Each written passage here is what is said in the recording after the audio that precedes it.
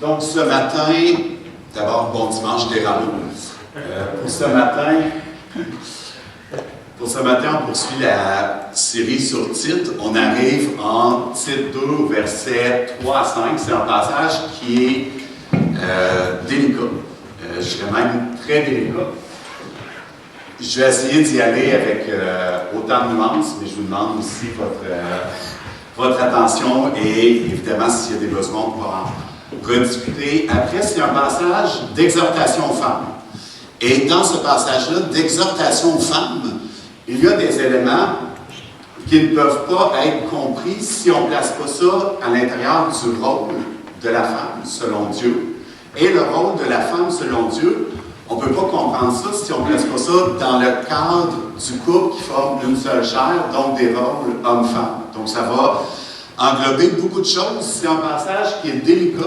Je vous dirais que ça me fait plaisir, vraiment plaisir de pouvoir aborder ce sujet-là, même s'il est très délicat, parce que dans notre couple, pour Mélina et moi, c'est un des aspects qui a le plus édifié ou contribué à l'éducation de notre couple, et vraiment, on se sent privilégié que les circonstances organisées par le Seigneur nous aient amenés à considérer sérieusement ces éléments-là.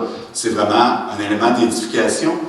Le passage a été lu juste avant, merci. Je vais pas leur lire d'un coup, je vais plutôt leur prendre par éléments au fur et à mesure, mais juste avant, évidemment, on sait que dans l'Église, il y a des gens qui sont mariés, il y a des gens qui sont célibataires aussi, et puis il y a des gens qui sont mariés, mais qui le regrettent peut-être. Donc, gardons tout ça en tête. Et tout de suite, je peux vous dire qu'il devrait y en avoir pour tout le monde. Si vous êtes une femme âgée ou avec plus de maturité, ou une jeune femme plus âgée avec plus de maturité, bien le passage en titre est une exhortation aux femmes d'enseigner. Et il y a un besoin vraiment précieux de l'enseignement de ces femmes-là. Donc, ça vous concerne directement. Si vous êtes une jeune femme, bien, ça vous concerne directement pour être attentive à ce qui doit être enseigné, ce que vous devez recevoir. Si vous êtes un homme, là, vous vous dites peut-être, bien, en quoi ça me concerne, comme j'ai mentionné, il va y avoir les rôles bibliques, donc ça va vous toucher aussi. Si vous êtes un homme qui est célibataire, bien, aussi bien commencer tout de suite. Mathieu, l'autre jour, disait comment est-ce qu'on peut atteindre certaines caractéristiques quand on est plus vieux, bien, en commençant tout de suite quand on est jeune. Donc, il faut les avoir en tête.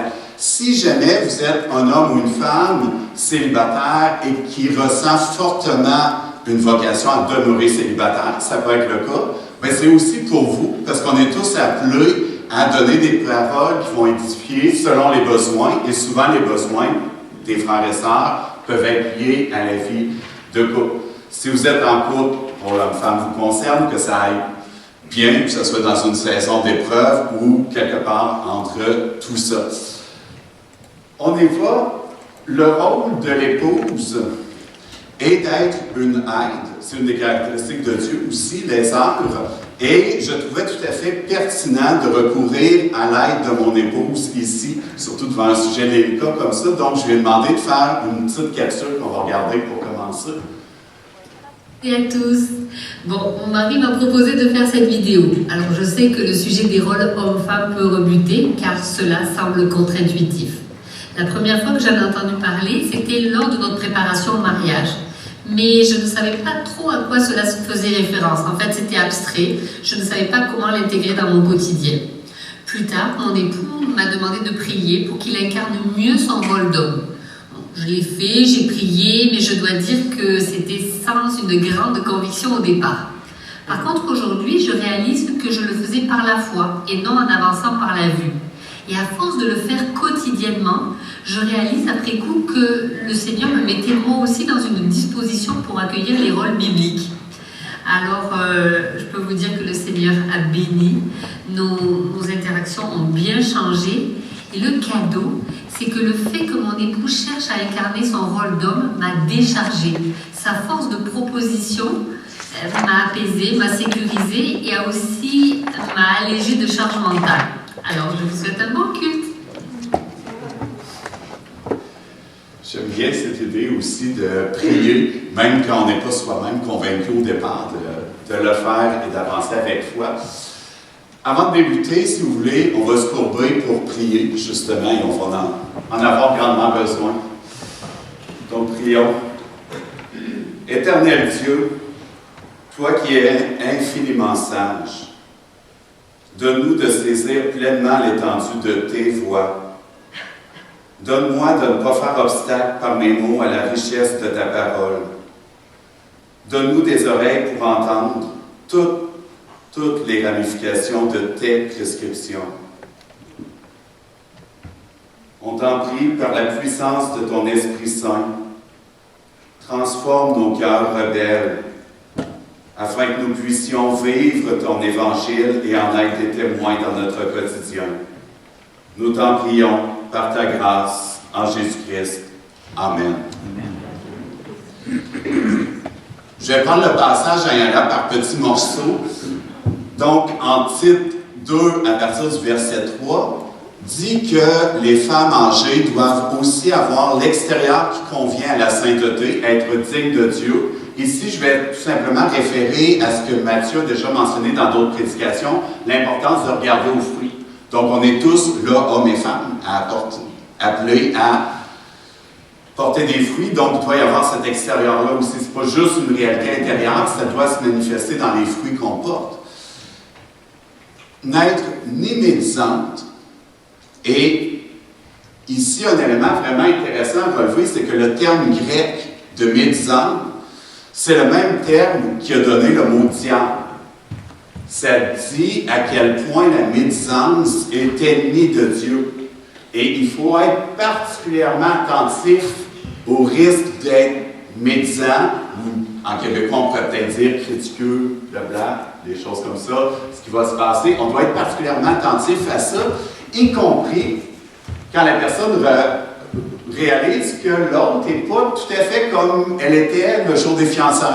Ça se peut qu'il y ait des fois un décalage, mais il faut être particulièrement attentif. Et ça, ici, il y a une exhortation aux femmes qui ont plus de maturité d'être d'autant plus attentives pour rectifier si les plus jeunes femmes tombent dans ce piège-là sans rendre compte et de penser, de se remémorer que c'est le même mot qui désigne le diable, c'est-à-dire l'ennemi de Dieu. Ça dit à quel point c'est quelque chose de puissant contre Dieu, cette médisance-là.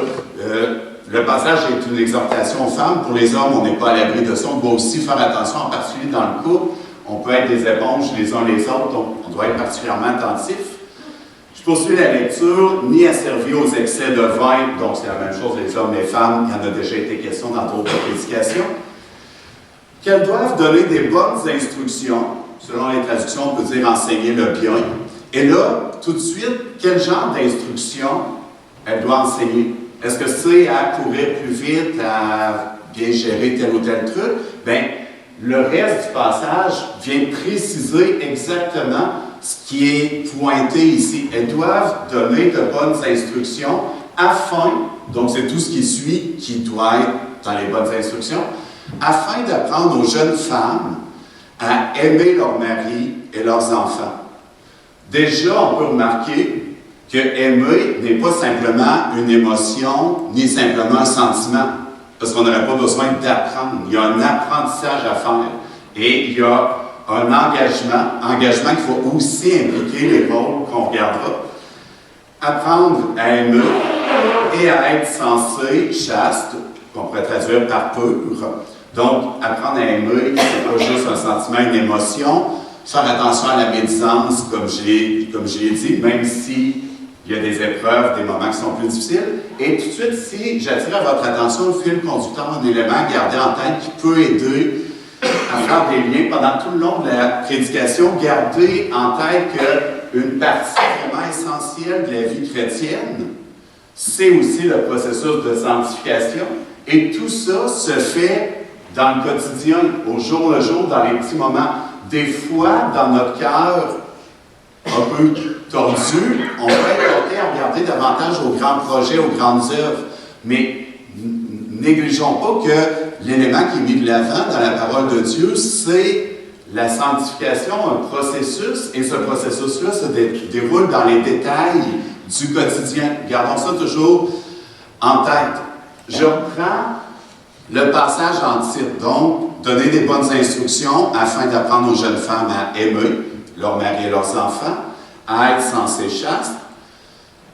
Occupées aux soins domestiques, bonnes, soumises chacune à son propre mari, afin que la parole de Dieu ne soit pas calomniée. J'imagine que là-dedans, il y a l'occasion de 3-4 crises différentes. Là. On va y aller donc par petits morceaux, essayer d'y aller lentement là-dedans. Occupé aux soins domestiques. Domestique, la définition, c'est tout simplement ce qui est relatif à la maison. Donc, occupé aux soins, des choses qui sont relatives à la maison. Remarquez ici que ça ne dit absolument pas que la femme doit être la seule à s'en occuper. J'imagine que même les maris doivent avoir quelques trucs qui sont dans votre domicile qui vous intéressent, déjà. Donc ici, première remarque, elles doivent prendre soin, finalement, de choses qui sont dans le quotidien. On va continuer pour le voir. Tantôt, je vais aborder la complémentarité des rôles hommes et femmes tels qu'ils sont présentés dans la Bible. Mais tout de suite, on peut commencer par regarder ce que ce n'est pas. C'est plus facile des fois quand on écarte toutes les erreurs avant de commencer à essayer de définir. Et remarquez, c'est très important, si on fouille partout dans les Écritures, Ancien et Nouveau Testament, on ne trouve pas dans la Bible de répartition des tâches domestiques. Il n'y en a pas. Puis on ne trouve pas non plus dans la Bible de répartition des professions séculières à exercer selon le genre, qu'on soit un homme ou une femme. Et ici, on doit être particulièrement attentif au fait qu'on est très facilement influencé par notre culture et par les traditions qui ne sont pas nécessairement automatiquement toujours des mauvaises choses, mais qui ne sont pas la parole de Dieu pour autant. Donc, on doit faire attention à ça. Et là, on va faire quelques petits exercices pour l'illustrer. Donc, premier exercice, vous gardez ça dans votre tête, vous ne le dites pas à voix haute. Je vous donne des termes, vous faites une image mentale. Si je vous parle d'un couturier, essayez d'imaginer dans votre tête un couturier. Qu'est-ce qu'il fait, à quoi ça ressemble? Vous gardez ça dans votre tête, ça va? Maintenant, imaginez un secrétaire. Donc, essayez, vous l'avez, vous le gardez. On poursuit. Une couturière. Imaginez une couturière, ce qu'elle fait, ce qu'elle produit, sa tâche. Vous le gardez en silence. Imaginez maintenant une secrétaire. Même chose, vous avez vos images en banque. Donc là, je ne vous ferai pas le dire à voix haute, parce que ça peut varier d'une personne à l'autre, justement parce qu'on n'est pas imprégné pareil, mais ça se peut que dans votre image mentale du couturier, il y a des personnes qui ont pensé au designer de mode. C'est possible. Pour un secrétaire, il y en a qui ont peut-être pensé au secrétaire d'État. S'il y en a qui travaillent le bois, ils ont peut-être pensé au meuble, qu'on appelle un secrétaire. C'est possible aussi. Si on arrive avec une couturière, il y a peut-être plus de personnes qui ont pensé à l'exécution. Une secrétaire, peut-être qu'il y a plus de personnes qui ont pensé à la réceptionniste. Il n'y a pas de définition dans la Bible que ça devrait être comme ça. Et remarquez que techniquement, avec ces mots-là, c'est juste le passage du masculin au féminin. Un couturier, une couturière, un secrétaire, une secrétaire. Mais on voit bien que culturellement, c'est pas juste le passage du masculin au féminin. On n'associe pas les mêmes idées. Donc, on doit vraiment être prudent à nos propres associations d'idées. Deuxième exercice, là, on va pouvoir y aller à voix haute. Nommez-moi une personne dans la Bible qui fait de la couture. Ouais, j'ai entendu, on a Paul. Donc oui, j'avais même mis des indices, mais vous êtes vraiment trop fort. Donc c'est pas quelqu'un de caché dans le livre des Nombres, c'est quelqu'un qui a écrit beaucoup de lettres, c'est l'apôtre Paul. On le voit notamment en Actes 18, versets 1 à 3. Après cela, Paul s'éloigna d'Athènes et se rendit à Corinthe. Il y trouva un juif du nom d'Aquilas, donc il va avoir Paul et Aquilas finalement, originaire de Pont, récemment arrivé d'Italie avec sa femme Priscille. Bon, je passe plus rapidement, verset 3. Et comme ils avaient le même métier, il demeura chez eux et ils travaillaient ensemble. Ils étaient de leur métier fabricants de tentes. Donc, je ne connais pas beaucoup la fabrication de tentes, mais ça implique de la couture. C'est pas juste un passage en 2 Thessaloniciens 3, versets 7 à 8. Il y a cette même idée-là. Paul va travailler pour n'être à la charge de quelqu'un, mais il va travailler comment? En faisant des tentes. Il va faire des tentes comment? En faisant de la couture. Donc, faisons bien attention à nos associations d'idées. Brève remarque aussi rapidement sur le proverbe 31, que vous connaissez, c'est souvent ce qu'on va appeler le proverbe « la femme vertueuse ». Il y a beaucoup de choses qui sont énumérées là-dedans, mais qu'est-ce qui donne vraiment de la valeur à la femme? À la base, la valeur de dignité vient du fait que tout être humain est créé en image de Dieu. Donc, peu importe nos capacités, mais même peu importe nos convictions et nos croyances, on est tous créés en image de Dieu. C'est ça qui donne une valeur aux chrétiens comme aux non-chrétiens, dans ce sens-là, d'image de Dieu. Ici, il y a une valeur particulière qui est celle de la femme de valeur dans le Proverbe 31. Et ce n'est pas la liste de choses qu'elle fait, c'est au verset 30, la femme qui craint l'Éternel est digne de louange. Ce n'est pas tout ce qu'elle fait, c'est le fait qu'elle craint, qu'elle respecte, qu'elle est attachée à l'Éternel qui fait en sorte qu'elle est digne de louange. En même temps, avec tout ce qui est énuméré dans le Proverbe 31, ben, par contraste, la femme n'est pas obligatoirement confinée à la maison. On le voit avec tout ce qu'elle fait. C'est une dimension plus personnelle, ça dépend des dons, de plein de circonstances, mais il n'y a pas un appel à demeurer à la maison, comme il n'y a pas une obligation non plus de ne pas rester à la maison. Donc, il y a quelque chose qui est plus individuel. Je vous fais une remarque aussi rapidement sur le passage qu'on trouve en Luc 8, au verset 1 à 3, et en particulier le verset 3. Ensuite, Jésus allait de ville en ville et de village en village. Il prêchait et annonçait la bonne nouvelle du royaume de Dieu. Les 12 étaient avec lui et quelques femmes qui avaient été guéries d'esprits mauvais et de maladies. Marie, appelée Madeleine, de qui étaient sortis 7 démons. Jeanne, femme de Chuza, intendant d'Hérode. Suzanne et plusieurs autres femmes, ici dans le contexte, qui les assistaient de leurs biens matériels. Dans le contexte, le terme de leurs biens ici, là, ben, en clair, les femmes participaient au financement du ministère de Jésus. Donc, ce n'est pas normatif. Là, si votre époux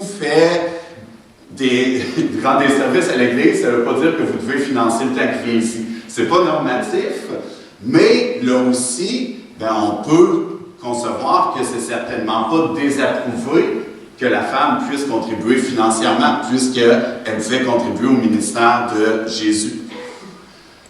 On va revenir à titre, mais là, on va devoir regarder les rôles des hommes et des femmes pour mieux saisir, si je reprends le passage de tantôt. Donc, dit que les femmes âgées ou plus matures doivent donner de bonnes instructions afin d'apprendre aux jeunes femmes à être soumises, chacune à son propre mari, afin que la parole de Dieu ne soit pas calomniée. Tout de suite, on va prendre le temps. Le terme grec pour soumise, il ne peut pas être adouci. Le terme grec, c'est vraiment soumise, au sens fort. Par contre, il est important de voir dans quel cadre ça se situe si on veut qu'on reprenne ça convenablement. Parce que c'est directement, c'est pas simplement une soumission comme ça, tombée dans l'abstrait, c'est directement lié au rôle d'aide ou d'aiseur qu'on va regarder.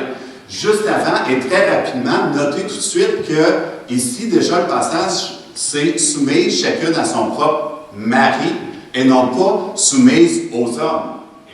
Il n'y a aucun commandement qu'elle se soumette à tous les hommes, c'est à son mari. Et la même chose si il y a une femme ou un garçon qui va devenir adulte, donc qui va devenir un homme, bien la mère n'a pas à être soumise à son enfant. Donc, elle reste sa mère. Donc, ici, c'est vraiment pour les maris. On va essayer d'y aller lentement, mais tous les disciples de Christ, qu'on soit un homme ou une femme, on est tous appelés à être soumis à Dieu.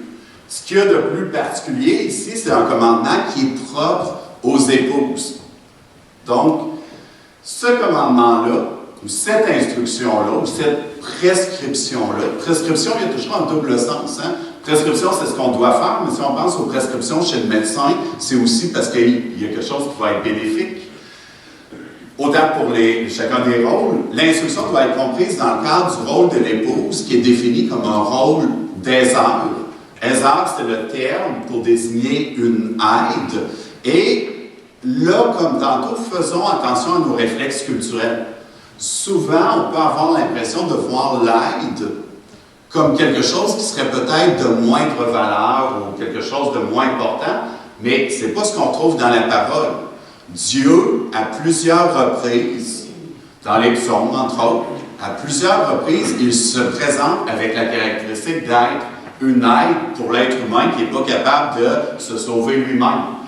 Le rôle d'aide, si on y attache une connotation de quelque chose d'inférieur, on est en train d'attribuer quelque chose qui voudrait diminuer Dieu lui-même. C'est une des caractéristiques de Dieu. Donc, on doit être prudent à nos réflexes ici. L'homme et la femme ont une égale valeur devant Dieu, qui vient tout d'abord du fait que hommes et femmes sont créés en image de Dieu. Par contre, l'homme et la femme ont des rôles complémentaires qui viennent avec des responsabilités particulières au sein du couple. Le couple qui forme une seule chair.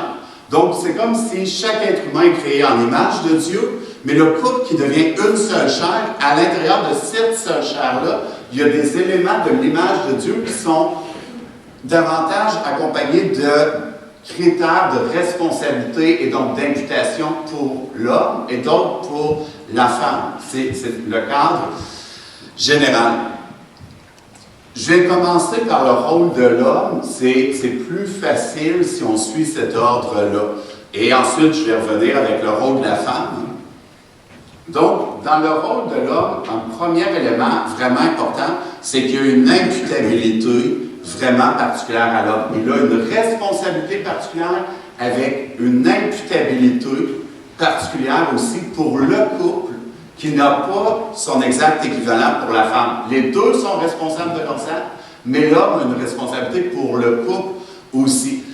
On va y aller, on va repartir du début, on va regarder quelques passages, un peu comme si on regardait des portraits de famille, puis on recommence vers nos plus lointains grands-parents, arrière-grand-père Adam et Ève. On repart de là, Genèse 2, versets 15 à 18. L'Éternel Dieu prit l'homme, ici c'est le mâle, c'est Adam, et le plaça dans le jardin d'Éden pour le cultiver, pour le garder. L'Éternel Dieu donna ce commandement à l'homme, c'est le mâle encore, Adam. Tu pourras manger de tous les arbres du jardin, mais tu ne mangeras pas de l'arbre de la connaissance, de l'expérience ou de la détermination, du bien et du mal, car le jour où tu en mangeras, tu mourras. Parole de Dieu confiée à Adam à ce moment-là. Une question pour vous, un autre jeu. Où est Ève à ce moment-là? Où est Ève à ce moment-là? Elle fait de la couture. Elle n'est pas là. Elle fait du... On l'a.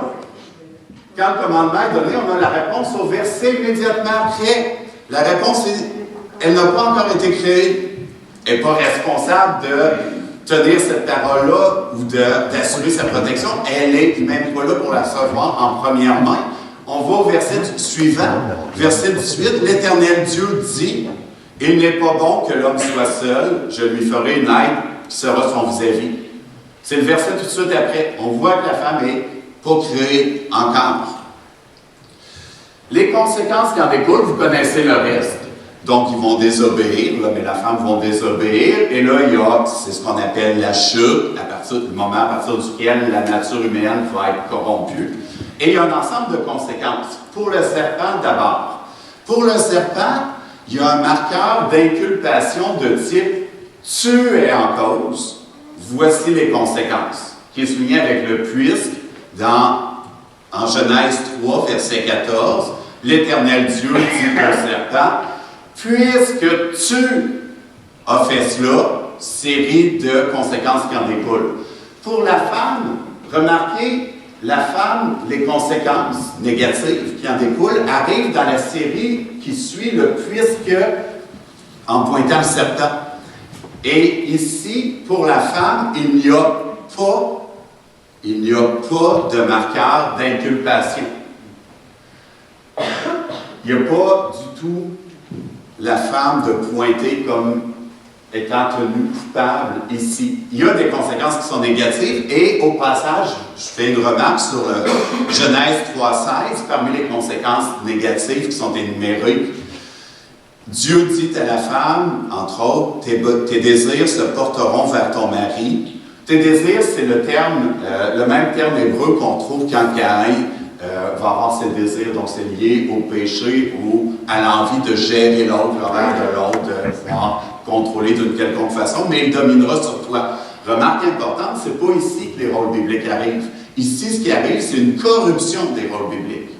À partir de là, l'homme va avoir encore plus tendance à mal tenir son rôle. Il l'a mal tenu au début, il n'a pas assumé son rôle. Puis là, il risque de, des fois, mal assumer en cherchant à dominer, plutôt que d'assumer sa responsabilité comme il devrait tout simplement le faire. On y va avec les conséquences pour l'homme, toujours en Genèse. Pour l'homme, il y a un marqueur d'inculpation. Inculpation de type « tu es en cause », voici les conséquences, avec le « parce que ». Genèse 3, verset 17. Dieu dit à l'homme, « parce que tu as écouté la voix de ta femme et que tu as mangé de l'arbre dont je t'avais, à toi, défendu de manger, s'ensuit le reste. » Il y a une responsabilité qui est sur l'homme et qui n'est pas sur la femme dans le passage. Ensuite, verset 19, entre autres conséquences, là, jusqu'à ce que tu retournes dans le sol d'où tu as été pris, car tu es poussière et tu retourneras à la poussière. C'est l'introduction du mal ou de la mort, le sujet de la mort, et qui va ensuite affecter l'humanité comme si Adam était en quelque sorte le chef de file de l'humanité et son manque de responsabilisation a fait tout ce qui s'ensuit. Et ici, imaginez juste un instant, ce passage-là, j'y reviendrai tantôt. On l'imaginera tantôt, je vais continuer. Parce que peut-être que là, vous me dites tout simplement, c'est peut-être subtil, c'est peut-être pas clair, bien allons dans le Nouveau Testament. Les liens sont faits. En 1 Corinthiens 15, versets 21 à 22, « Car, puisque la mort est venue par un homme, Adam, c'est aussi par un homme, Jésus, qu'est venue la résurrection des morts. Et comme tous meurent en Adam, de même aussi tous revivront en Christ. » Christ est présenté comme le nouvel Adam. Il y a quelque chose ici qui est mis en parallèle. On l'a aussi en Romains 5, au verset 12. « C'est pourquoi, de même que par un seul homme le péché est entré dans le monde, et par le péché la mort, et qu'ainsi la mort est passée sur tous les hommes, ici c'est homme au sens d'être humain, parce que tous ont péché. » Verset 15. « Car si par la faute d'un seul, Adam, beaucoup sont morts, à plus forte raison, la grâce de Dieu et le don qui vient de la grâce d'un seul homme, Jésus-Christ, ont-ils été abondamment répandus sur beaucoup. » On a des parallèles ici constamment. L'homme a une imputabilité. Il va être tenu coupable, responsable, une imputabilité particulière qui se transpose pour le couple. Et l'homme sera coupable autant de son abus d'autorité, et il est prévenu en Genèse 3 dans les conséquences qu'il y a un risque de tomber dans cet abus-là, et il va être tout autant coupable de sa négligence à assumer son rôle. Ce qu'il fait aussi dans Genèse 3. Il va pas... Il n'est même pas là pour prendre soin de son épouse. Il n'est même pas là pour veiller sur elle. Donc l'homme sera coupable autant de son abus d'autorité que de sa négligence à l'assumer. Et si on veut aller un petit peu plus loin, mis à part l'imputabilité, la responsabilité, si on veut préciser un petit peu plus les rôles, et en commençant toujours par le rôle de l'homme, un des passages clés se trouve en Éphésiens 5, au verset 17 à 33. On va le lire par morceaux. Donc, à partir du verset 21, « Soumettez-vous les uns aux autres, tous hommes et femmes, dans la crainte de Christ. Femmes, là quelque chose de particulier, femmes, soyez soumises chacune à votre mari comme au Seigneur. » Là, c'est le même écho qu'on retrouve dans notre passage auquel on va revenir. Verset 23, « Car le mari est le chef de la femme, comme Christ est le chef de l'Église. » Il y a un parallèle de leadership ici qui devrait inspirer l'homme. Comme Christ est le chef de l'Église, qui est son corps et dont il est le sauveur. Là, c'est Christ qui est le sauveur de l'Église. On s'entend que c'est votre mari. On n'est pas votre sauveur du tout, là. Donc, qui est son corps? Qui est son corps et dont il est le sauveur, comme l'Église se soumet au Christ, que les femmes se soumettent en tout, chacune, à son mari. Marie, aimez chacun votre femme. Comment? Comme le Christ a aimé l'Église et s'est livré lui-même pour elle. Comme le Christ s'est livré, pas par contrainte, s'est livré lui-même pour son Église, afin de la sanctifier après l'avoir purifiée par l'eau. Et la parole, c'est la parole de Dieu. Christ ne se sacrifie pas pour répondre aux désirs égoïstes de son Église. Il se sacrifie volontairement pour la purifier par la parole de Dieu. Ça donne une indication particulière. Pour la faire paraître, pour faire paraître devant lui cette Église, au verset 27, pour la faire paraître glorieuse, sans tache, ni ride, ni rien de semblable, mais sainte et sans défaut. Verset 28. De même que Christ, pour sanctifier par la parole, les maris doivent aimer leurs femmes comme leur propre corps. Remarque rapidement sur comme leur propre corps. Évidemment, il y a un lien ici qu'on peut faire avec « aime ton prochain comme toi-même ». Il y a ce lien-là. Il y a un autre lien aussi qu'on peut faire, c'est l'imputabilité pour notre corps et l'imputabilité de l'homme pour le couple. Si l'homme est responsable du couple, le couple devient une seule chair. Et une seule chair-là est sous la responsabilité de l'homme. Donc, d'aimer son épouse, c'est de prendre soin une seule chair du couple pour lequel il est responsable. Donc, c'est aussi prendre soin de son propre corps dont il a la responsabilité. Donc, je poursuis le passage. Celui qui aime sa femme s'aime lui-même. Il est lui-même responsable du couple.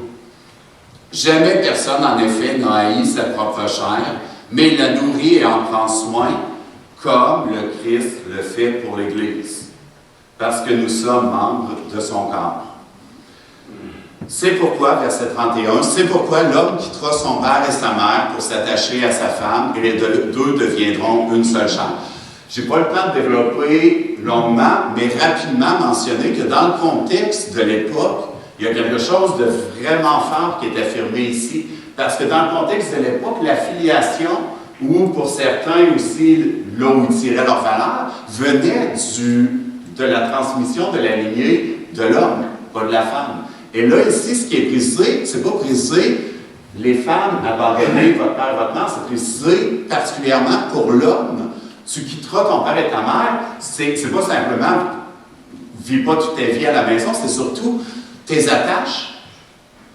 C'est pas celle de tradition humaine, tes attaches. Là, ici, maintenant, tu formes un, tu dois t'attacher à ta femme avec qui vous allez devenir une seule chair. Donc, c'est pas la carrière, les projets, la lignée, etc. Ça ne veut pas dire qu'on ne peut jamais construire ça, mais c'est plus ça l'attache. C'est pas ça qui... Dans le contexte de l'époque, il y a quelque chose qui devait vraiment être marquant à entendre ça. Verset 32, ce mystère est grand, je dis cela par rapport à Christ et à l'Église. Je vous suggère, si vous prenez le temps de retourner lire Éphésiens, puis commencer un chapitre avant, puis continuer un chapitre après aussi. Tout le passage parle beaucoup du rapport entre Christ et l'Église. Mais là, je ne veux pas aller trop dans d'autres directions. Donc, du reste, verset 33, du reste, que chacun de vous aime sa femme comme lui-même et que la femme respecte son mari. L'époux ne doit pas dominer. Il ne doit pas non plus être simplement passif-agressif. Tu sais, genre, oui, c'est correct, mais je ne le fais pas. Ou chiale après.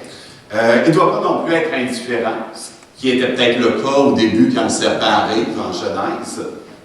Il doit aimer son épouse, mais aimer d'une façon spécifique. L'aimer comme Christ a aimé l'Église. Le but, c'est jamais ni les désirs de l'un de l'autre, c'est la sanctification. C'est pour ça que Christ a fait alliance avec son Église. Et pour rappel, évidemment, l'Église n'est pas toujours aimable envers Christ. On n'est pas toujours aimable envers Christ et il reste quand même attaché, engagé à nous aimer tout de même. Le mari ne doit pas chercher ses désirs, ni les désirs de son épouse, mais plutôt la sanctification. Si l'homme essaie de mourir à ses propres désirs pour chercher à plaire aux désirs peut-être un peu en partie égoïstes de son épouse, on n'a rien gagné. On reste dans les désirs égoïstes. Donc, il ne va pas mettre de côté ses désirs pour être exploité par l'autre. Les deux doivent mourir à leurs désirs. L'objectif qui est visé, c'est la sanctification. La sanctification n'est pas secondaire, elle n'est pas extérieure. C'est au quotidien, d'abord dans le couple, si on est marié. Est-ce que ça signifie que la direction que l'époux doit assumer, pour laquelle il est imputable, est-ce que ça veut dire que ça, c'est une direction juste spirituelle? Je vais y revenir tantôt. Mais tout ça, je peux vous dire que non, c'est pas juste une direction spirituelle pour au moins deux raisons. Je vous laisse pour le moment dans l'attente, je reprendrai ces raisons-là, mais c'est imbriqué. C'est une fausse distinction, souvent qu'on peut être porté à faire entre le spirituel et le non spirituel. Mais les deux sont imbriqués. Quelques implications pour le rôle de l'homme. René, étant donné que la prédication est filmée, si tu veux t'arranger pour qu'on voit bien le tableau à l'écran, là, il y a 12 diapos d'implication. Fait que vous comprenez que je ne peux pas prendre le temps de m'arrêter là-dessus. Je vais juste passer rapidement à rafale. Si vous voulez vous référer dans la vidéo, moi, on pourra les voir écrits, mais si, surtout, vous voulez des explications pour voir, ben, c'est quoi le lien avec la Bible ou la parole, puis ça sort d'où, etc., je me rends disponible. Si vous voulez qu'on en discute, je suis disponible pour ça.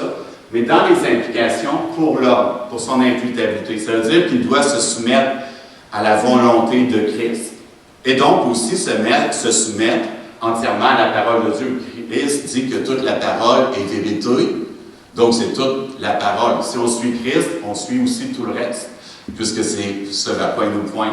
On doit, comme homme, mourir à nos désirs. On ne doit pas simplement chercher à plaire à notre épouse. Le but, je l'ai mentionné, c'est pas de céder à d'autres désirs parce qu'ils font plaisir, c'est toujours de viser la sanctification. Je vous donne deux contre-exemples de ça. En Genèse 3,12, l'homme, Adam, répondit, « C'est la femme que tu as mise auprès de moi qui m'a donné de l'arbre et j'en ai mangé. » Là, remarquez, Adam est en train d'accuser Dieu. « C'est la femme que tu as mis, toi, là. » On se marie pas pour une institution humaine, c'est Dieu qui unit. Faisons attention, avant de se plaindre de quoi que ce soit, du risque qu'on soit en train de blâmer ou d'accuser Dieu sans s'en rendre compte. L'homme, ici, remarquez, donc il n'a pas assumé le rôle. Qu'est-ce qu'il a fait? Il a cherché à répondre aux désirs de son épouse. Il a cherché à lui faire plaisir, à être avec elle, mais il est coupable, parce que son rôle, ce n'était pas de satisfaire le désir, c'était d'assurer ici une direction et de préserver la parole de Dieu. Imaginez un instant, si dans Genèse 3,12, on avait Adam qui disait « J'étais là quand tu as donné la parole. Elle n'avait pas encore été créée. J'ai pu lui répéter, mais j'ai raté. Je n'étais pas à mon affaire. J'aimais mieux m'amuser avec des bébelles ou je ne sais pas trop où dans le jardin d'Éden, mais je n'ai pas assumé le rôle. Je suis sans excuse. Je suis coupable. Entièrement coupable. Pardon. » Ça aurait été très différent. Ça aurait été... Il a manqué l'occasion de la première repentance. Je vous donne un autre contre-exemple. En Exode 32, au verset 21 à 24, c'est le passage avec le veau d'or. Donc là, on n'est pas dans le contexte du couple, mais on est dans un contexte de leadership. Où ça peut aider à voir. Donc, le peuple d'Israël, vu que c'est long avant que Moïse revienne, donc veut, dans le fond, qu'il y ait quelque chose pour les rassurer, et Aaron, donc, ramasse les métaux, puis donc, il va y avoir le veau d'or. Et remarquez ici, dans le passage, c'est comme Adam tantôt. Il est en train de se déresponsabiliser, il est confronté, puis là, il va dire, mais tu connais toi-même ce peuple, tu sais comment il est, un peu comme Adam.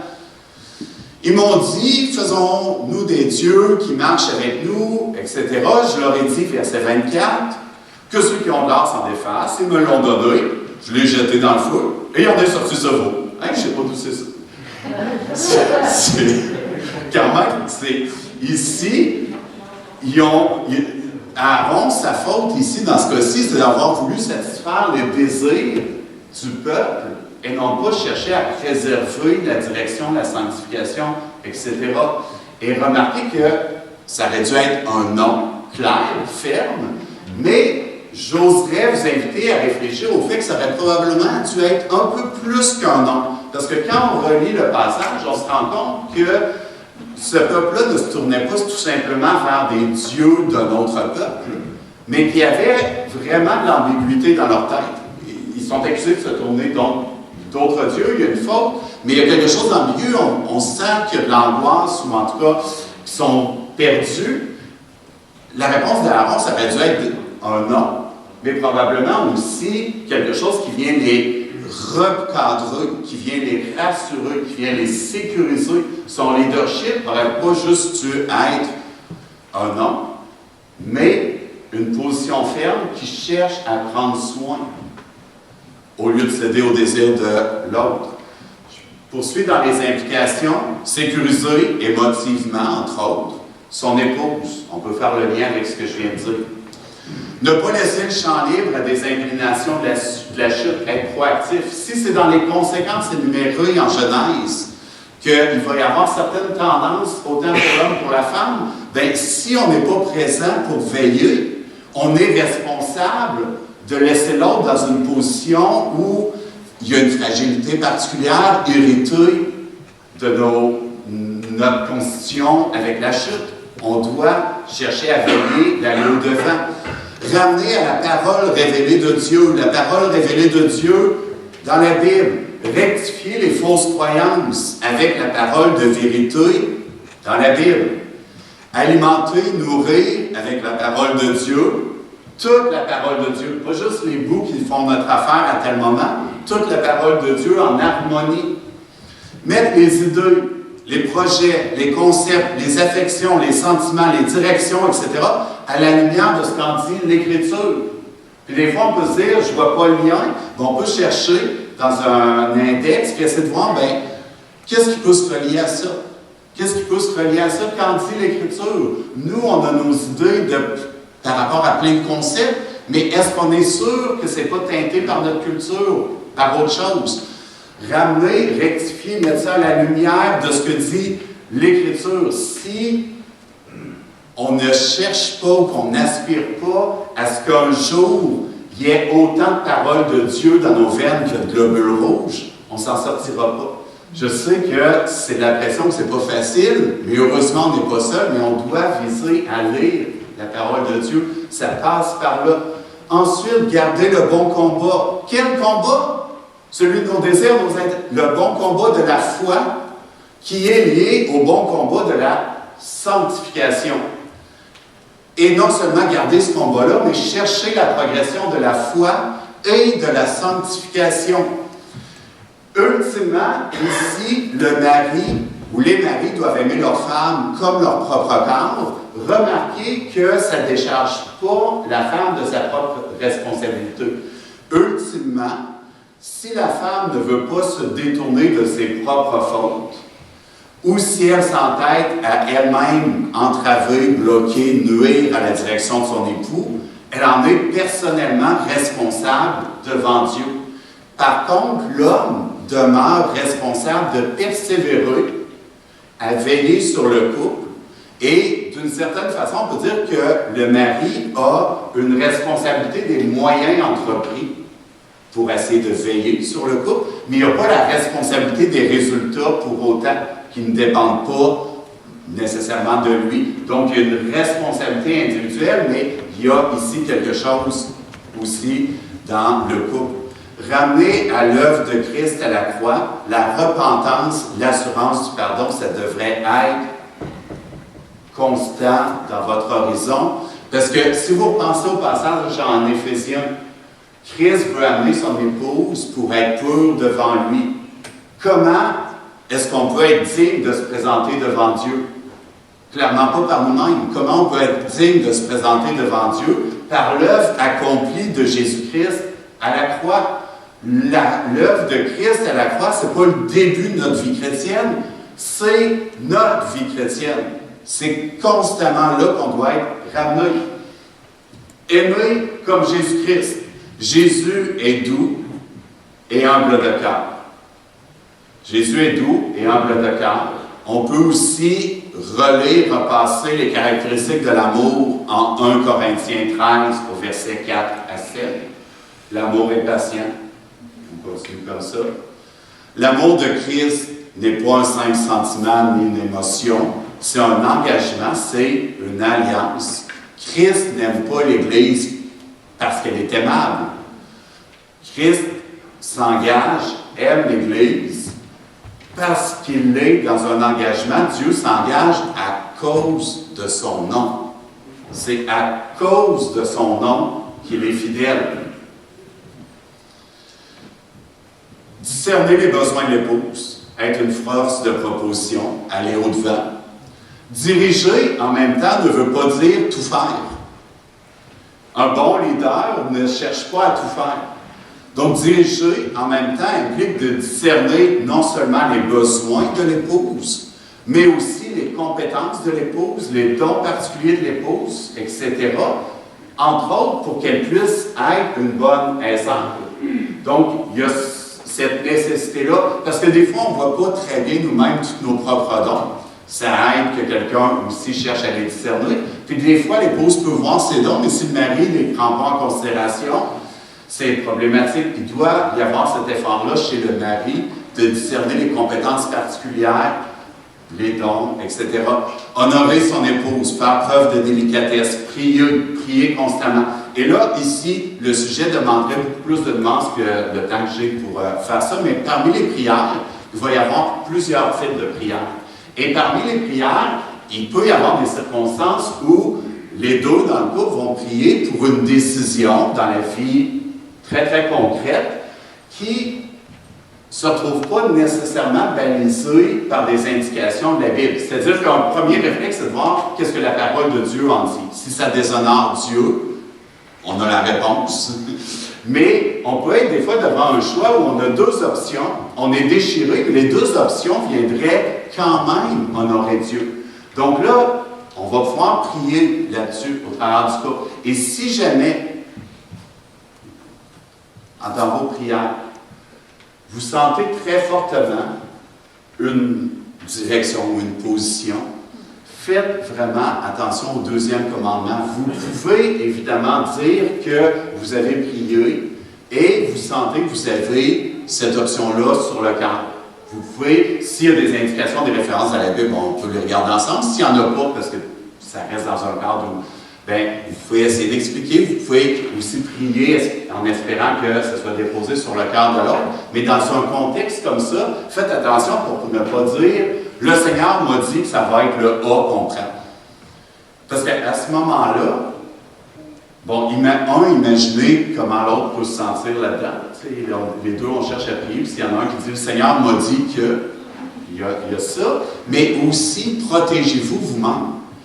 Rappelez-vous, gardez toujours en tête le deuxième commandement. Tu ne prononceras pas le nom du Seigneur l'Éternel à la légère. Si vous dites, le Seigneur m'a dit, es-tu sûr de vouloir te présenter devant lui en disant qu'il t'a dit ça, puis qu'il n'y avait absolument pas une once de ton inconscient là-dedans? Préservez-vous, faites attention à vous. Puisque le modèle est Christ, comme Christ, l'époux doit avoir des comportements adaptés à l'état de son épouse. Christ ne réagit pas pareil avec tout le monde, mais il ne réagit pas pareil non plus avec la même personne selon son état d'esprit. Des fois, il s'agit de pleurer avec l'autre, pleurer avec son épouse. Des fois, il s'agit d'amener à la repentance. Puis, si jamais vous êtes vous-même impliqué dans le sujet de la repentance, là, ne cherchez pas à amener l'autre à la repentance sans faire un travail très conscient de pardonner entièrement. Parce que vous ne pouvez pas vous servir de la repentance comme arme pour votre justice personnelle.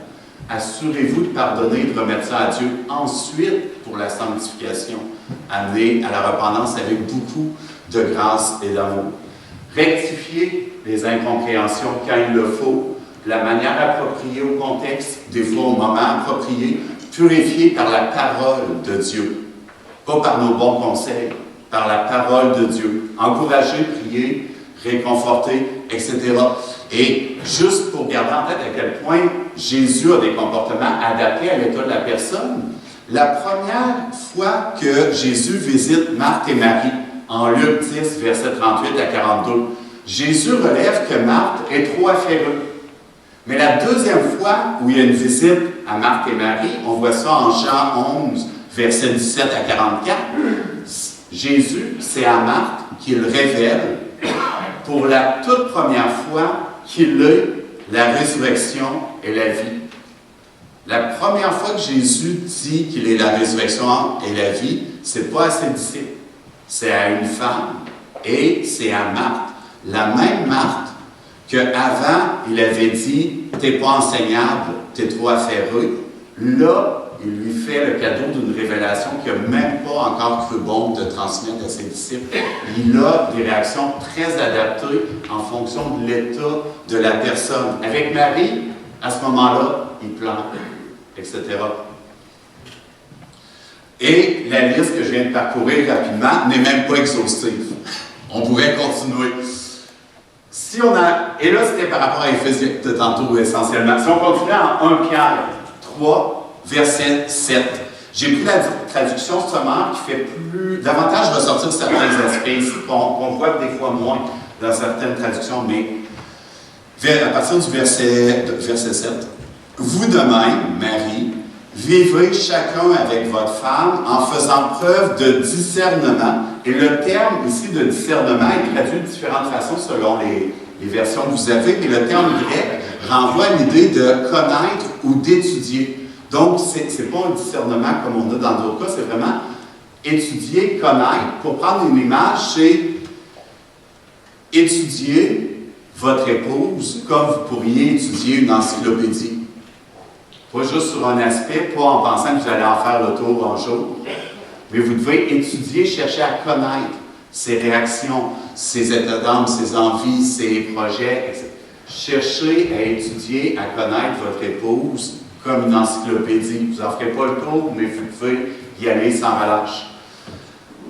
Je poursuis dans le verset et faire ça, l'étudier, et en tenant compte de la nature plus délicate de la femme. Le terme ici, les termes, il y a l'idée de vase fragile. Je vais y revenir tout de suite après. Je poursuis. Traitez-les avec respect. Elles doivent recevoir de vous, ou elles doivent recevoir avec vous, la vie que Dieu accorde dans sa grâce. Agissez ainsi afin que rien ne vienne faire obstacle à vos prières. La fin, je ne vais pas commenter, je vais juste le relire. Marie, vous devez faire en sorte que votre femme reçoive avec vous la vie que Dieu accorde dans sa grâce.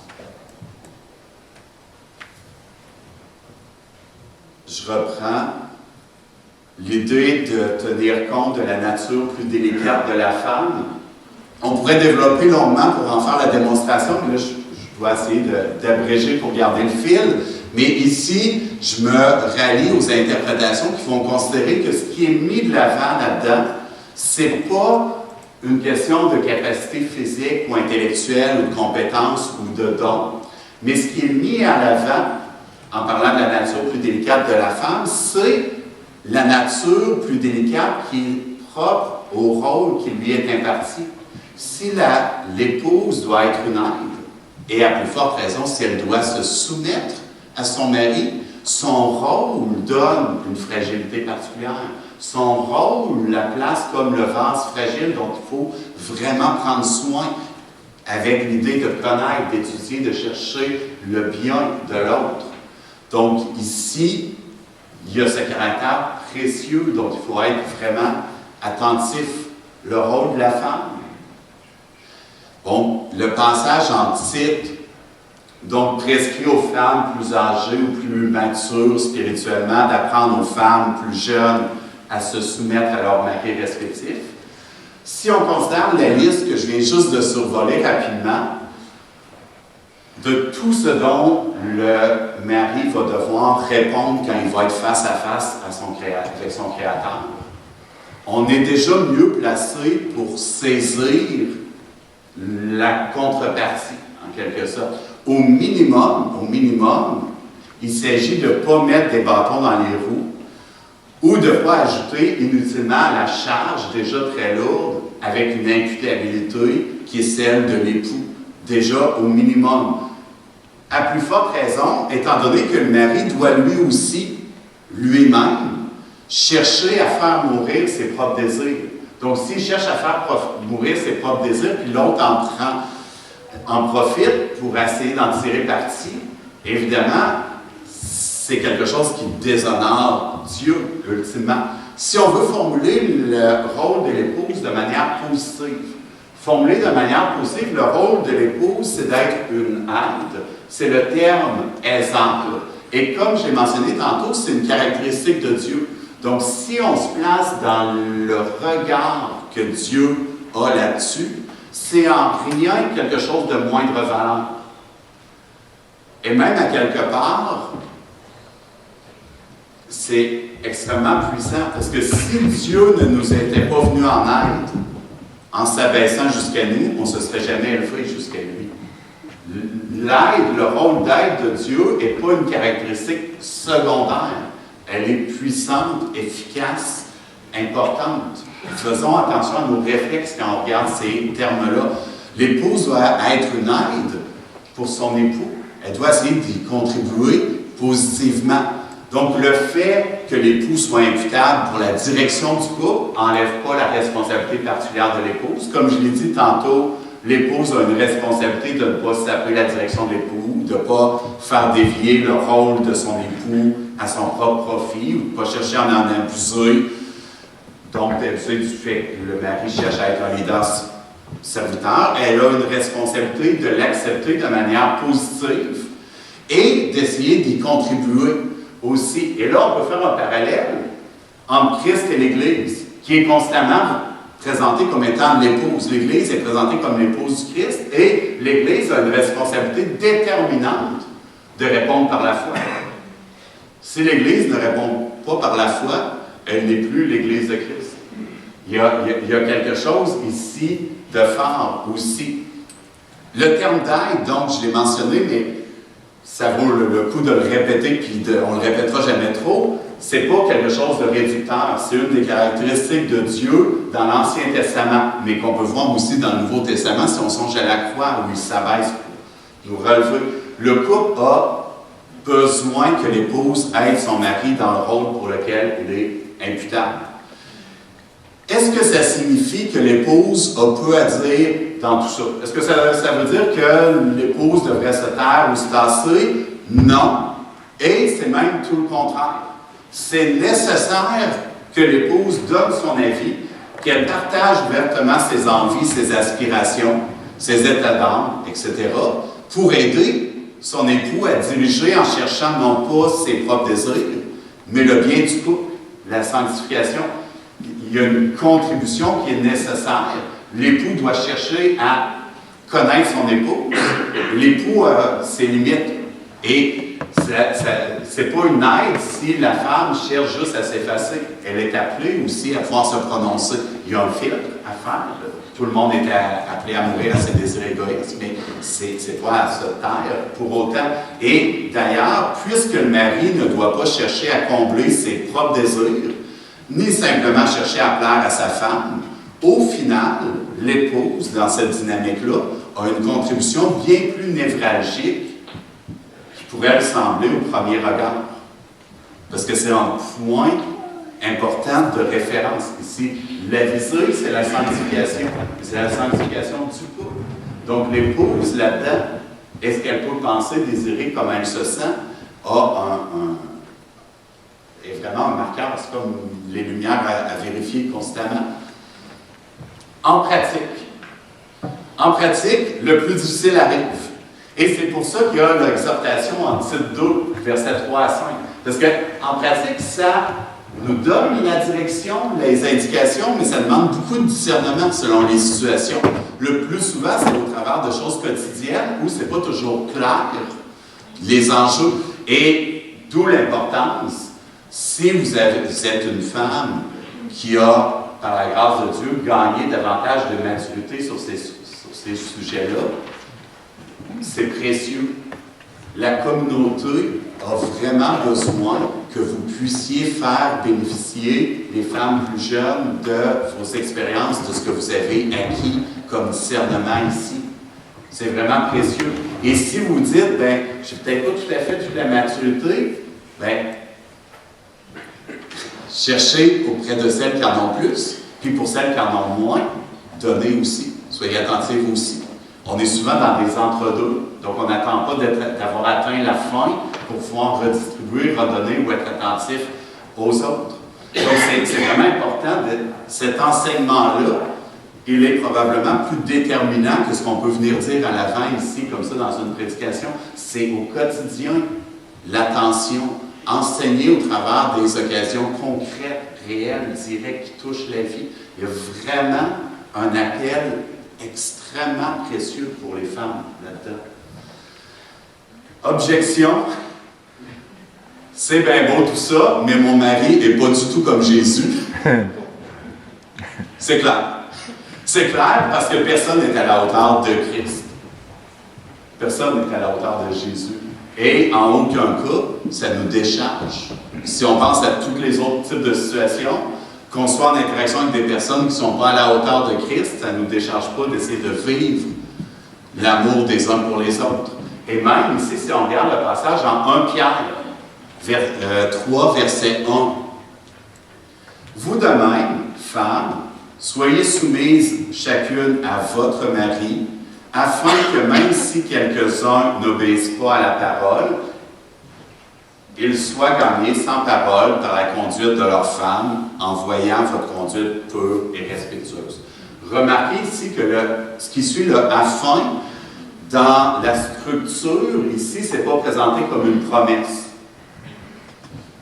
Dieu, de façon générale, il ne nous promet pas qu'on va avoir une vie sans épreuve qui va toujours bien aller. Ce n'est pas présenté comme une promesse, mais c'est quand même un afin, un encouragement aussi, sans être une promesse, mais que ça puisse gagner l'homme ou pas, ça n'enlève pas que ça reste une indication claire, le début. Femmes, soyez soumises chacune à votre mari, même si quelques-uns n'obéissent pas à la parole. Même si quelques-uns n'obéissent pas à la parole, ça reste là. Et d'une certaine façon, j'ai anticipé avec d'autres idées, mais pour les hommes aussi. Si l'épouse ne se soumet pas, vous n'êtes pas déchargé d'aimer comme Christ pour autant. C'est dans les deux sens. Évidemment, il peut y avoir des situations beaucoup plus délicates, plus particulières. S'il y a des personnes qui sont dans une situation vraiment intense ou explosive, ne restez pas seul avec ça. Là, je parle pour l'ordinaire du péché. Mais vous savez comme moi que l'ordinaire du péché peut être quand même assez douloureux. Donc, déjà, ça couvre. L'épouse est une aide. Il m'a semblé que mon épouse, Mélie, était mieux placée que moi des fois pour voir un petit peu concrètement. Je lui ai demandé suggestion de livre. Première suggestion, c'est un livre de Gary Thomas, conseiller chrétien, femme, donc votre mari a besoin de vous. Donc, un ouvrage dont elle me dit que c'est très pratique, constamment appuyé sur la parole, avec un ensemble de situations très concrètes, assez pratiques, donc on peut travailler tout ça. Elle me faisait aussi une autre suggestion, quelque chose qu'elle est en train de lire en ce moment. Femme de Dieu, exerce-toi la piété. Parce qu'on est toujours dans une double relation. Il y a la relation horizontale. L'épouse et son mari. On est en relation horizontale, mais on est toujours aussi dans la relation verticale, notre relation avec Dieu. Et les deux doivent être nourris ici en même temps. Donc c'est, de ce qu'elle me dit, très facile à lire, très édifiant. Et donc, je vous fais la lecture rapidement d'un extrait. Donc, dans le livre de Gary Thomas, votre mari a besoin de vous, à la page 50, l'auteur écrit « J'aimerais vous amener à réfléchir à ceci. Et si les défauts de votre mari étaient autant d'instruments que Dieu a prévus pour vous façonner? Et si ce qui vous énerve le plus chez votre mari correspondait précisément au plan prévu par Dieu pour vous enseigner quelque chose de nouveau? Êtes-vous prête à accepter que la transformation de votre couple, autrement dit le processus qui consiste à faire évoluer un homme, puisse commencer par vous.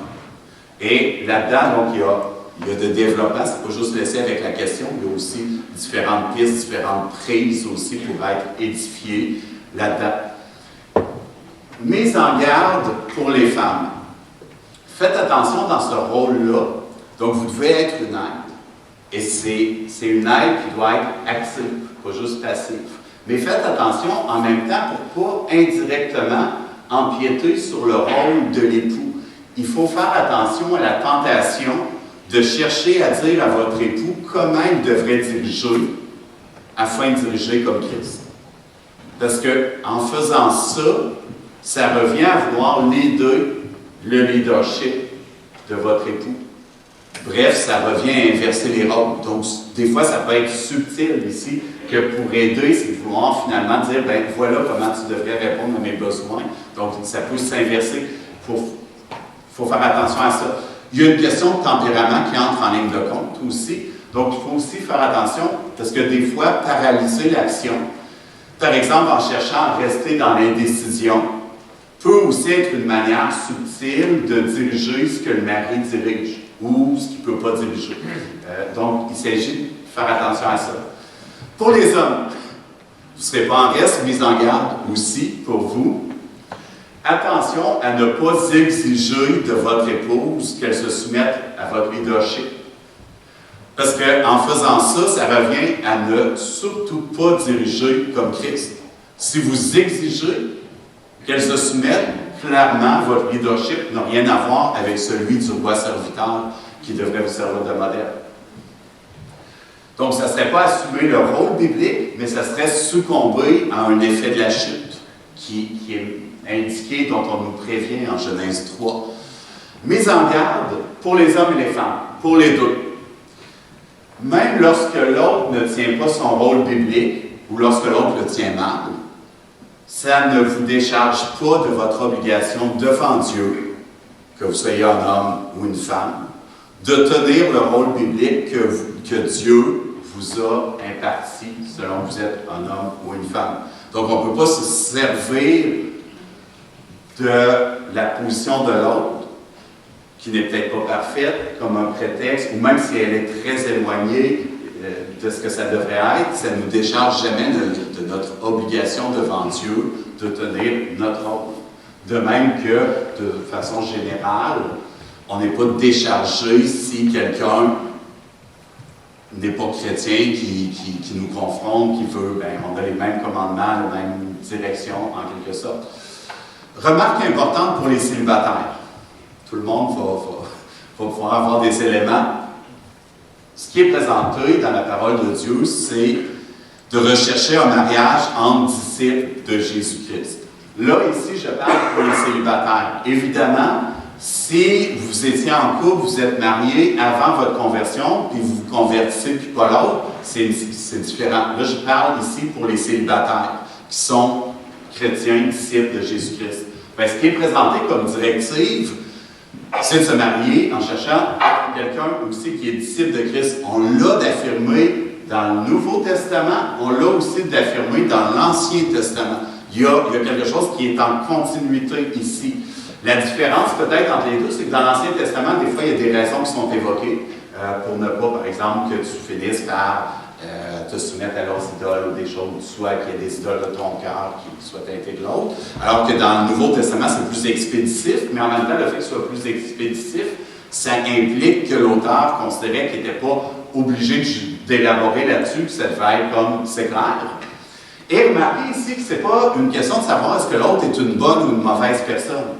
Parce que supposons qu'on est célibataire, chrétien, attiré par quelqu'un célibataire mais qui n'est pas chrétien, la question, c'est jamais de savoir est-ce que l'autre est une bonne ou une mauvaise personne.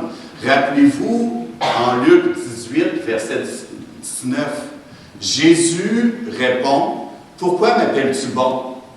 Personne n'est bon, si ce n'est Dieu seul. » Évidemment, ici, il y a une certaine ironie parce que Jésus est Dieu, il est la deuxième personne de la Trinité, mais il pointe vers une réalité.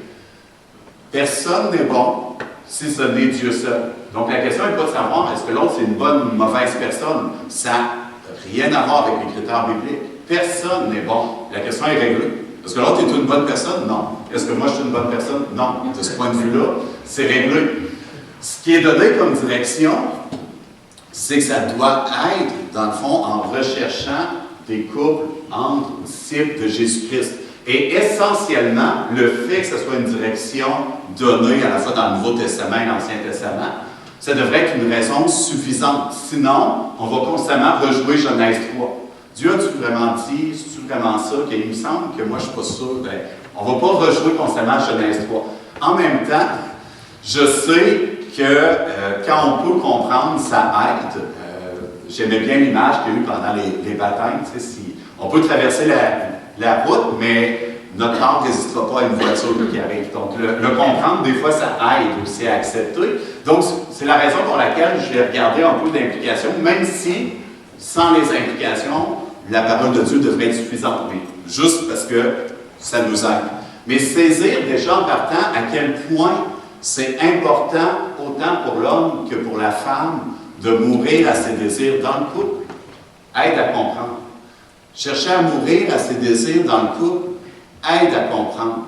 Donc, si on ne tient pas compte de la prescription de Dieu de chercher à s'unir, former une seule chair avec quelqu'un qui ne veut pas suivre Christ,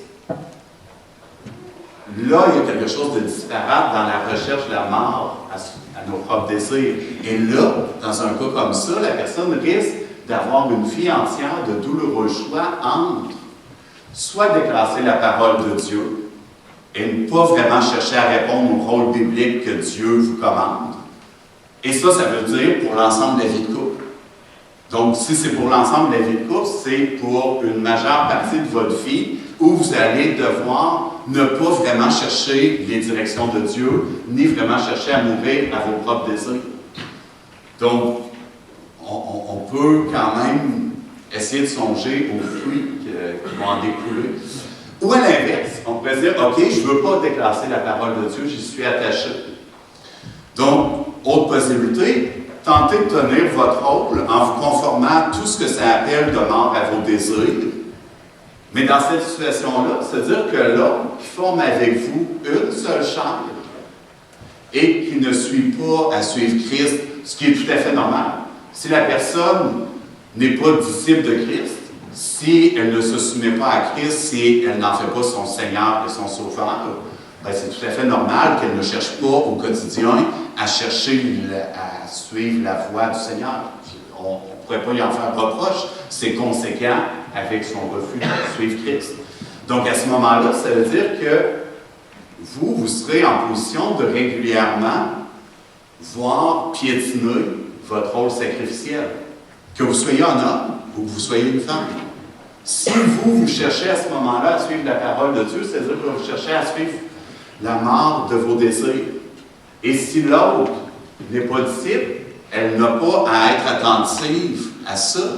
Donc, constamment, elle va être en position pour piétiner, volontairement ou pas, votre position, vous êtes dans une position sacrificielle. Puis ça vaut autant pour les hommes que pour les femmes. Pour les hommes, parce que si vous repensez à toute la liste, vous ne serez pas moins imputable devant Dieu que l'autre cherche à obéir ou non.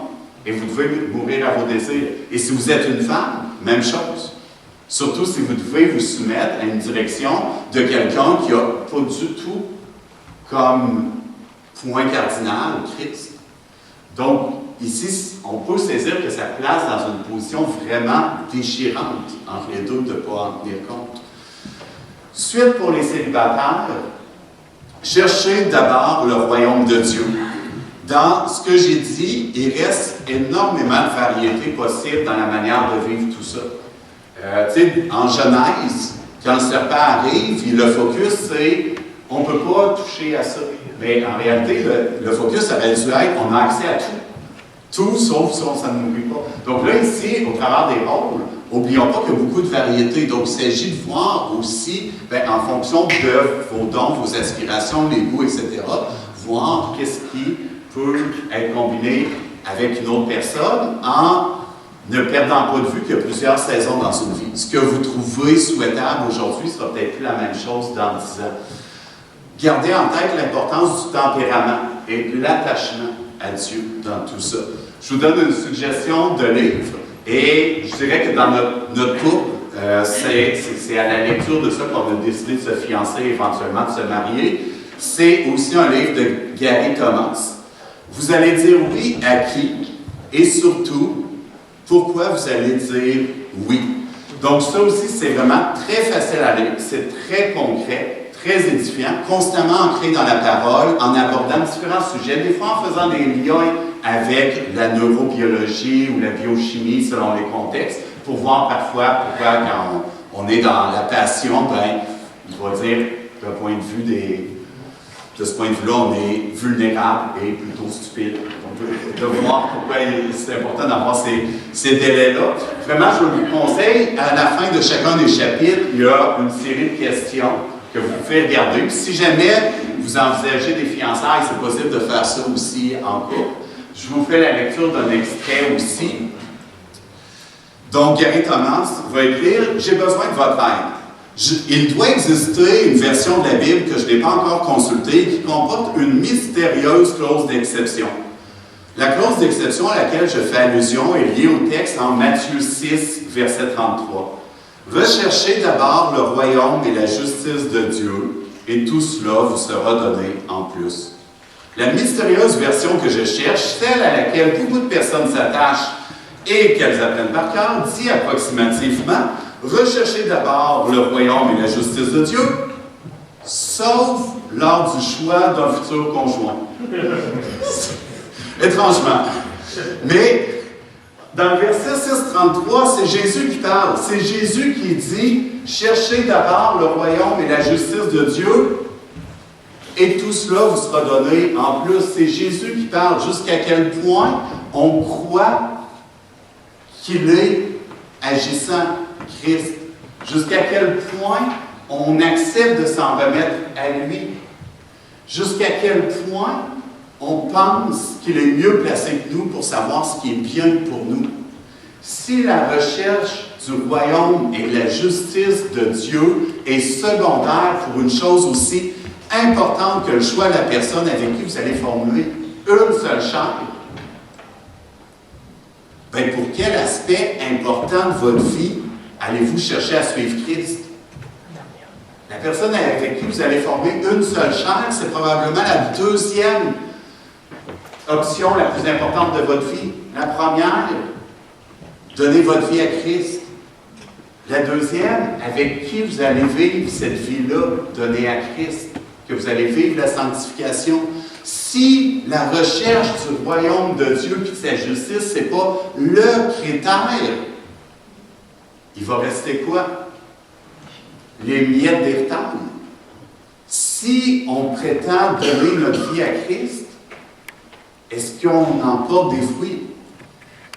Je reviens au rôle biblique. Est-ce que c'est seulement que pour la direction spirituelle? Je dirais oui et non, mais puisqu'il faut trancher, non, clairement non. Pourquoi non? Bien, d'abord parce que les petites choses courantes ont des impacts sur la direction spirituelle. Je lisais à un certain moment un conseiller chrétien qui rapportait l'histoire d'un couple où, au début de leur vie, il avait dit, l'homme va choisir pour les directions spirituelles importantes, puis pour le quotidien, son épouse peut choisir. Puis il disait, 8 ans après, ils ont réalisé qu'il n'avait jamais pris une seule décision. Mais pourtant, il avait pris une direction. C'est que souvent, c'est au travers des petits choix quotidiens que finalement se forme la direction. Aussi, une part essentielle de la vie chrétienne, c'est la vie de sanctification.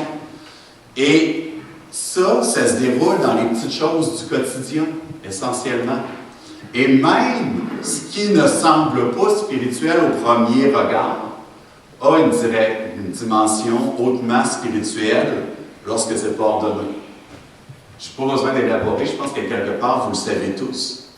Il y a des sujets qui n'ont rien à voir, tu sais, ce que tu as pensé du mettre du clair dans la piscine, est-ce qu'on est allé acheter les brocolis, puis ça n'a rien de spirituel, puis tout d'un coup, on est rendu en plein milieu du champ de bataille spirituel, puis il y a des armées qui arrivent de tous côtés, puis il faut surveiller les paroles. Ce qui n'est pas spirituel, de toute façon, ça devient vite spirituel. C'est la direction n'est pas que spirituelle, elle est pour l'ensemble de la vie, parce que l'ensemble de la vie a des impacts, une dimension spirituelle. Si on repasse au passage en titre, donc, il y a un aspect qui devrait être intentionnel pour la transmission. Donc, pour les femmes qui ont plus de maturité, qui sont plus âgées, donc d'essayer intentionnellement de chercher à transmettre concrètement, d'être attentive à ce qui se passe pour vos sœurs, d'être attentive pour pouvoir des fois réconforter, des fois guider, édifier, donner des conseils de façon pratique. Attention, là tu voulais aider, mais tu étais en train de vouloir l'aider le leadership. Tu ne le voyais pas, mais regarde, moi je suis tombé, je te le montre, je t'ai aidé. Tu sais, on n'est pas obligé de tout le monde tomber à la même place. Donc, essayez de veiller là-dessus. Pour les femmes plus jeunes, bien, intentionnellement, essayez d'être réceptive à ça, d'essayer d'être attentive à ça, essayer d'être alerte à ça. Et le passage en titre 2, versets 3 à 5, ça se termine en disant toutes les directions, donc qui impliquent les rôles hommes-femmes, c'est afin que la parole de Dieu ne soit pas calomnieuse. Le terme peut varier selon les traductions. Le terme grec, on pourrait le traduire par blasphème. Les rôles bibliques, tout ce qui est dit, afin que la parole de Dieu ne soit pas blasphémée. Il y a une conséquence directe sur la gloire de l'Évangile qui ressort de là. Ce n'est pas un élément parmi d'autres, ce n'est pas quelque chose de secondaire, afin que la parole de Dieu ne soit pas blasphémée. Frères et sœurs, si on aspire à vivre l'Évangile, on doit aspirer à rechercher les rôles bibliques. Si on aspire à vivre l'Évangile, on doit aspirer à l'intérieur du couple, de la seule chair conforme, à essayer de croître dans les rôles bibliques. Ici, il n'est pas indiqué, c'est quelque chose qui va vous aider, vous être utile ou qui va donner un petit bonus, c'est afin que la parole de Dieu ne soit pas blasphémée. Si on veut vivre l'Évangile, est-ce que nos comportements blasphèment Dieu? Donc, c'est quelque chose qui est central ici. Et c'est pas pour rien qu'il y a constamment ce parallèle-là entre Christ et l'Église qui est présentée comme son épouse. Le couple, la façon de vivre le couple est un témoignage fort de l'Évangile, positivement ou négativement. Dans les deux cas, on ne peut pas vivre l'Évangile si on ne le voit pas dans nos agissements, nos comportements, nos aspirations. En même temps, je sais que les exigences sont élevées et heureusement, Dieu nous a confié sa parole. On peut constamment aller se nourrir, s'alimenter de sa parole, prier, intercéder les uns les autres. Exemple simple avec la préparation des repas, gardez en tête les différentes considérations que je vous ai mentionnées. Donc, ça va permettre de voir à quel point ce qui est spirituel peut passer par des choses qui n'ont rien à voir avec ce qui est spirituel. Préparer des repas, en soi, on ne se dit pas que c'est spirituel. Et là, c'est un exemple. Donc, ce n'est pas normatif. Ça peut être très différent dans vos cas. Ce n'est pas normatif, c'est un exemple. Dans mon cas, si vous venez manger à la maison, je vous dis tout de suite que vous préférez que ça ne soit pas moi qui ai fait à manger. Parce que mon meilleur repas est pire que votre pire des tout ski. Quand vous faites de quoi avec tout ce qui reste, c'est assurément meilleur que mon plus grand chef-d'œuvre culinaire. Donc, en contrepartie, mon épouse, elle cuisine très bien. Et, en plus, elle aime cuisiner. Donc, dans la gestion des repas, c'est sûr qu'elle a une part beaucoup plus active. Un, elle est clairement plus compétente que moi. Et deux, en plus, elle aime ça. Sauf que j'ai rapidement remarqué que gérer ça au quotidien, c'était une charge mentale et une charge aussi de temps trop lourde pour elle. Elle a, elle aussi, sa profession. Et même si elle est en vacances, dans tous les cas, ça devient une charge trop lourde pour elle. Donc ici, le leadership, dans ce cas-ci, la façon dont je l'ai exercé, ça pourrait varier, mais ça a été de lui proposer qu'on prenne un jour ou deux dans la semaine pour faire l'ensemble des repas de la semaine. pour qu'elle soit déchargée, que donc je puisse l'aider à ce moment-là. Ça aurait pu être différent, mais je sais que pour moi, si ça avait été essayé de l'aider au jour le jour, ça n'aurait pas été long que je n'aurais pas tenu. Donc, comme ça permettait de, elle, la décharger, moi, de veiller sur elle, avec une certaine organisation. Quand on prépare les repas ensemble pour la semaine, ben, je ne vais pas essayer de mettre mon grain de sel dans ses recettes. Elle est compétente, pas moi. Et un bon leader, c'est pas celui qui essaie de tout décider puis toujours donner son opinion sur tout. Le bon leader, c'est celui qui peut reconnaître les compétences et en tirer parti. Le bon leader d'une entreprise ne va pas nécessairement faire lui-même la comptabilité. Il va confier la comptabilité à la personne la plus compétente. Puis il ne va pas lui-même faire la publicité, il va confier la publicité à la personne la plus compétente. Un bon leader ne cherche pas à tout faire. Il doit reconnaître les compétences. Donc, quand on prépare les repas ensemble, ben c'est elle qui me dit, finalement, les étapes à suivre. Donc, pour prendre une image, là, quand on fait les repas de la semaine ensemble, ben moi, je suis l'exécutant. Je coupe les légumes ou je fais ce qu'elle me dit de faire dans l'ordre qu'elle me dit de faire, parce que c'est elle qui a des compétences. Là, on pourrait dire, est-ce que c'est encore du leadership? Bien, le leadership n'est pas dans l'exécution à ce moment-ci. Le leadership est dans la direction prise. Le fait d'avoir proposé que la charge des repas, on allait se la partager, puis ça n'allait pas être un obstacle quand on arrive pour lire la Bible ou prier ensemble ou faire d'autres éléments, qu'on allait se partager cette charge-là. Donc, ça a des implications sur l'horaire, ça a des implications spirituelles aussi. Et, je dirais, ça ne s'arrête pas là. Parce que, imaginez, si je lui fais cette proposition-là, puis je laisse aller, ben, je lui ai dit que ton oui soit un oui. Donc, elle va me revenir, puis elle va dire, ben là, c'est à soir qu'on fait ça. Puis ça se peut que moi, ce ne soit pas ce moment-là qui convient à mon horaire. Puis là, subtilement, elle va se trouver à gérer mon horaire et gérer mon leadership. Donc, il faut aller plus loin. Il faut soi-même veiller dans ce cas-ci-là. Ben, moi, ce que j'ai fait, c'est que je veille à essayer de proposer les moments. Donc, ils vont varier selon les semaines, selon les moments. Il n'y a pas un modèle qui reste toujours la même chose, mais c'est ma charge de veiller pour planifier ça.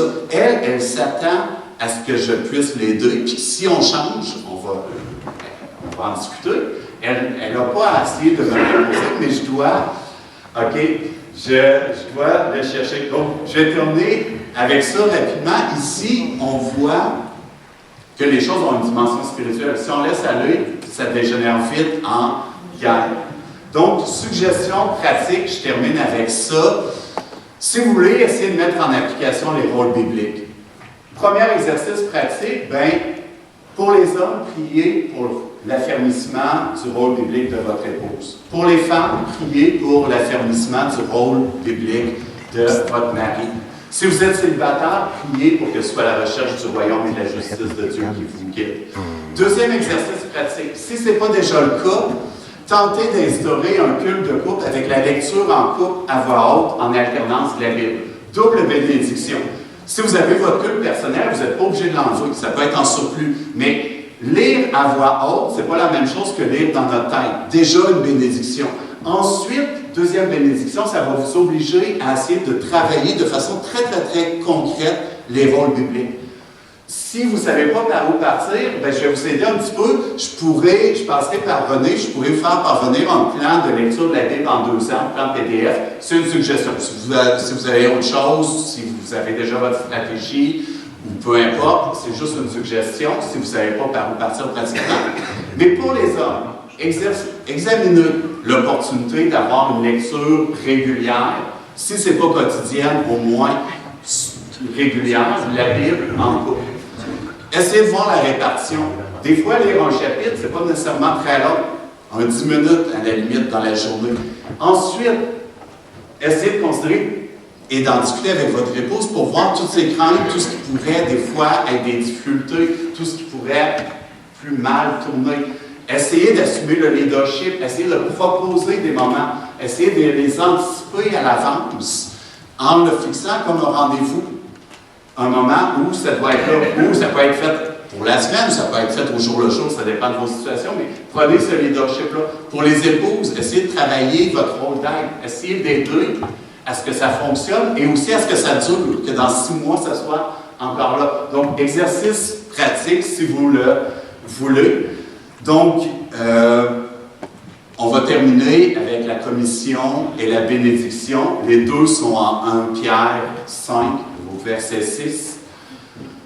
Commission, tenez-vous donc humblement sous la main puissante de Dieu.